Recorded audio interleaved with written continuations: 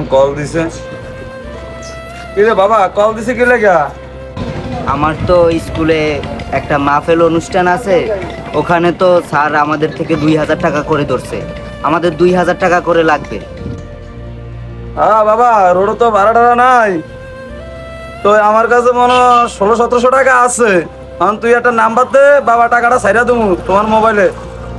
1600-1700 টাকা? আচ্ছা আপনি ম্যানেজ করে দেন, ঠিক আছে। আচ্ছা ঠিক আছে বাবা, আমি তাহলে বিকাশ নাম্বারটা দিয়ে দিচ্ছি। আচ্ছা আচ্ছা ঠিক আছে। ভাই জি বিকাশ নগদ আছে, টাকা চাইতে হবে কিছু। আছে, কয় টাকা পাঠাবেন? 1700 টাকা আছে দেন, পাঠান যাবে। নগদে না বিকাশে? বিকাশে। আচ্ছা দেন, নাম্বার দেন।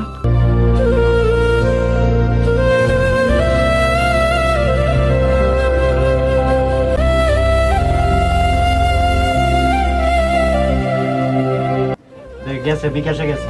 লাস্ট নাম্বার কত যে? Last number 404। আচ্ছা ঠিক আছে যে। হ্যালো বাবা, টাকা তো ছাড়ছি। হ্যাঁ লাস্ট নম্বর 404। আচ্ছা ওই মাউলিনা চালু করে চলে আয় বাড়ির দিকে। তো ঠিক আছে, ভালো থেকো। কি রে বন্ধু, তুই হঠাৎ এত টিয়া কই পাইলি? আর বেটা কইস না, আব্বার থেকে মাহফিলের কথা কই 2000 টাকা লই আইছি বেটা। তো ইনশাআল্লাহ তোরা আবার বলিস, মাহফিল আজ সে হইছে। আজ ভরপুর খামু, 3 বন্ধু মিলে। কি কস বন্ধু? বন্ধুরে এটা তা ও বাবা, হ্যালো আব্বা। কি রে অনেক সময় গেছস, তুই গেছস, তোর মাকে টেনশন করে। সময় তো অনেক হয়ে গেছে, এটা তো আমিও জানি। তো তুই তাড়াতাড়ি চলিয়া। আমি তো মাহফিলে আছি, হুজুরা যে টাটকা বয়ান করতেছে। বন্ধু ওয়াজ বাসায় চলে আমু। এ আল্লাহ, এই এলাকার যত গুনাহগার বান্দা আছে, ভাবি বান্দা আছে, ও বাবা, আরে বাবা এত সুন্দর ওয়াজ, ওদেরকে সব সময় হেদায়েত দান করেন গো আচ্ছা আল্লাহ। ঠিক আছে, আমি বাসায় আইছি। আল্লাহ যত কতকি বান্দা আছে, বিরত তত করে খুলে দিয়ে। আমিন আমিন। ও আল্লাহ, যত হাপ্পাপ আছে, বাপ আছে, ভাই আছে, সবাই আছে, খালা আছে, খালু আছে, ওদেরকে বিয়েস্তর দরজার ফাঁসি নিয়ে। আমিন। আরে বাবা তুই ওয়াজ সুন্দর মতন হই নাইস, আর আমি তো যাইতেছিলাম না কামে কাজে, থাউন রে বাবা। আপনি তো আইতে পারেন না, সমস্যা নাই, আপনার যত আমল আছে আমি নিজে করিয়ে লাইতেছি আজকে। আমি একদম কপাল ভরা মানুষ, যাইতেছিলাম না, তুই মতন ওয়াজ সুন্দর মতন হুনি তো হুজুরের লগে আই পড়িস। আচ্ছা ঠিক আছে, একলা যাবো না, ঠিক আছে, ভালো থাকেন। কি রে, মাদ্রাসা হয়ে ফেলা না? মাদ্রাসা তো বিষয়টা জানি দেবো, এলাকার মধ্যে গাঁজা খায়। মাদ্রাসা আমি করে জানি, দেখছি গাঁজা খায়। বলেন লেয়া। আরে কি কে তুমি? আমি নিজে চোখে দেখেছি, গাঁজা খায়। আরে কি বলো, আমার ছেলের মতন এই এলাকার লোককে ছেলে হয় না। তুমি কি বলো, আমার ভাই ছেলে লয়, তুমি তুমি কইতে আইছো? ওরে মিয়া, আমি দেখেছি আরে তুমি দেখো, তুমি দেখতে ভুল হয়েছে। আমার ছেলের মতন একটা ছেলে হয় না এলাকার ভিতরে, তুমি কি মনে করো? হ্যাঁ ঠিক আছে, আপনি আমার কথা বিশ্বাস করলেন, আমি চলে যাইলাম। আল্লাহ, তুমি আমার ছেলে এমন ধরনের ফলাবেন না। জীবনটা পুরা তেজপাত হয়ে গেছে গাঁজা খাইতে খাইতে। ওইদিকে বাপে জানে যে আমি ভালো ছেলে। এইবার যদি সামনে তো পরীক্ষা, যদি পরীক্ষায় ফেল করি আব্বা আমারে মোরদাই এলাকার থেকে তারাই দিবে। মানুষও যদি দেখে টাকে বিচার চালিয়ে হয় না, কে জানে। মাশাআল্লাহ, বাংলাদেশের আমার যে ছেলে তো ভালো পড়ালেখা করতে আছে। গাঁজাটি আছে তাদের আর এলাকার বিরুদ্ধে ভিতরে মানুষে যায় আমাকে বলে, বাংলাদেশ আমার ছেলে সরকার হলে গাঁজা খায়। জিরো টলারেন্স ঘোষণা করেছে এবং গাঁজার বিরুদ্ধে 388 ধারা মোতাবেক যদি কোনো সন্তান গাঁজা খায় সেক্ষেত্রে 999 এর কল দিয়ে। মাত্র সাহেব একটা কথা কইতাম, আপনার পোলা আমার ভাতিজা জি। এলাকার টাউট বাটপার পোলা বানের লগে চলি, গান্দা বান্দা খাই তো নষ্ট হয়ে যাইতে আছে। আর আমি দেখি এলাম বলার ভরার টেবিলে হইতে আছে, আপনি আবার কি কথা কইতে আছেন? আমার ছেলে নাম বদনামি কইতে আছেন, আর ছেলে হবে দিয়েছি ভরার করতে আছে, আপনার কারণে ছেলে নষ্ট হয়ে যেতে আছে। হরু মিয়া, আপনাকে কথা আমি বিশ্বাস করি না। তো যাক, আজকাল হয়তো বিশ্বাস করেন না, যদি একদিন নিজের চোখে দেখেন তাহলে তো অবশ্যই বিশ্বাস করবেন। এদিন কইবেন মানুষে যে আমার কইছিল, আসলে কথাটা বাস্তব ছিল। বলছে আমি যেদিনকে দেখি সেদিনকে নিজে বিশ্বাস করুন। আমি তো দেখিয়েছি পুরো ভরার টেবিলে হইতে আছে, আপনার কথা আমি বিশ্বাস করি না। সরে নিয়ে আনতেন। আসসালামু আলাইকুম কাকা, ভালো আছেন? ভালো আছো? কাকা আমি তো মেট্রিক পরীক্ষা দিতে যাইতেছি, আমার একটু দোয়া করেন কেমন? আলহামদুলিল্লাহ। ঠিক আছে কাকা, ঠিক আছে, ভালো তো দোয়া পরীক্ষা করেন। দিও। হ্যাঁ, কাকিরে কয়েন আমাকে দোয়া করেন। আচ্ছা, আচ্ছা, ঠিক আছে, ঠিক আছে, ভালো মেট্রিক পরীক্ষা পরীক্ষা দিব। আচ্ছা, ঠিক আছে। আচ্ছা ঠিক আছে। আজীবন খাইছো গাঁজা বাজা বাজার টাউটটা তৈরি করছে, তাই পরীক্ষা দিতে গেছে। ঠিক আছে, যাও যাও যাও। আসসালামু আলাইকুম। ওয়ালাইকুম সালাম। ভালো আছেন? আচ্ছা ভালো আছেন রে? জি আলহামদুলিল্লাহ। আপনার আমি খুঁজে আছি বাসায়। কি ব্যাপার? ওই যে আমগো তো আজকে মেট্রিকের পরীক্ষা, তো মেট্রিকের পরীক্ষা দিতে যাইতেছি, তো একটু দোয়া করে দিন। আলহামদুলিল্লাহ ভালো করে পরীক্ষা দিন ইনশাআল্লাহ। দোয়া করেন। পাস করলে তো মিষ্টি খাওয়াইবা। অবশ্যই অবশ্যই আন্টিরে কয়ে দেন। আচ্ছা ঠিক আছে ঠিক আছে। আচ্ছা। আর পোলাই পরীক্ষা দিব। আজ বলে গেছে গান্দা মান্দা সেন্ডিকে পিছে আসছে আর বলে পাস করব। এই বলে যদি পাস করে তাহলে টুকটুকুলে পাস করে ভালো লাগবে। এই ভালো করে গুলওয়ালটা আপনি কেমন আছো? কি কাকা ভালো আছেন? আছি আলহামদুলিল্লাহ কাকা, অনেক ভালো আছে, আমি অনেক হ্যাপি। পরীক্ষা কেমন দিছো? এই কাকা পরীক্ষা তো মনে করেন যে 100 এর ভিতরে একদম 100 এ কমন পড়ছে।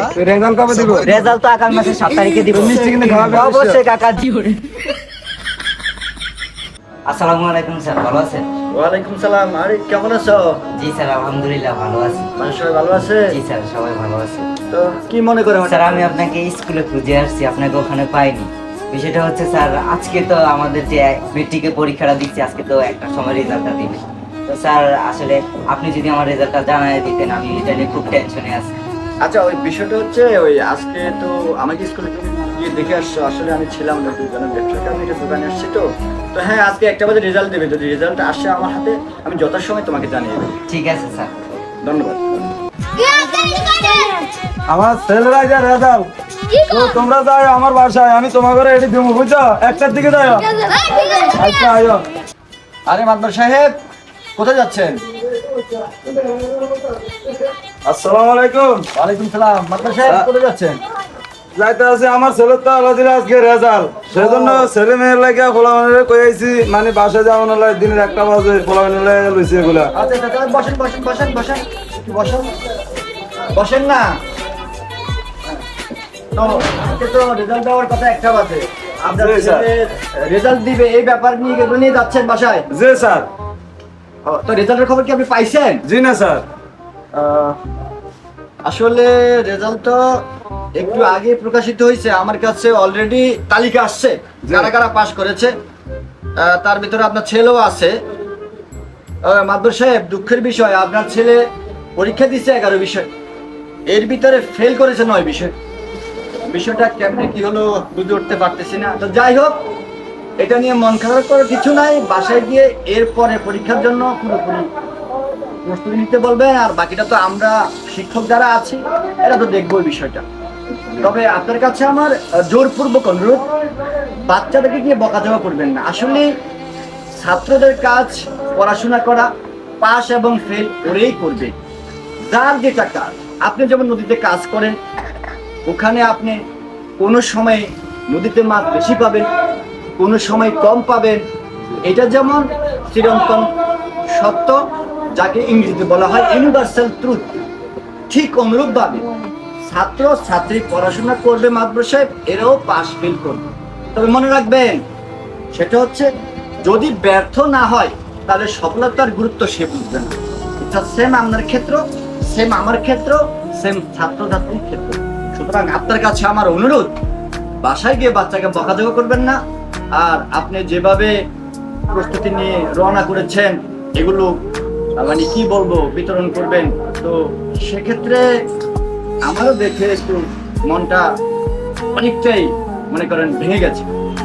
তো আমি আশা করছি আপনি বিষয়টা বুঝতে পারছেন, আর যথাসম্ভব আপনি এবং আপনার ওয়াইফ মিলে আপনার বাচ্চাকে সান্ত্বনা দিন। আশা করছি বুঝতে পারছি। এলাকার মানুষে তো কথা কইছে, আমি বিশ্বাস করলাম না। আজকে আমার ছেলে টাউট ব্যাটার ফলানোর লাগে চললা, হীরা গাদাড়ি মাদাড়ি ফলানোর লাগে চললা। আসলে তো মানুষের কথা আমি অবস্থাপন করছি, আজ যাতে আমি বিশ্বাস করছি। টিচারের কাছে যাই হইলাম নয় ভীষণ কেমনে ফেল করলো আমার ছেলে। কি ও চাচা, মন টন খারাপ দিয়ে চিপস টিপস ফালাই দিলেন, কি কি সমস্যা? মন খারাপ কার? উনি তো আসলে মন খারাপ থাকার কথা, মনে হয় যে ওনার ছেলে রেজাল্ট খারাপ মনে করছে কিনা। তো আসলে মন খারাপ কি জন্য জানি না, তবে জানতে চামু। তো আমরা দুজন কিন্তু আপনার ছেলের সাথে পড়াশোনা করি, বুঝছেন চাচা।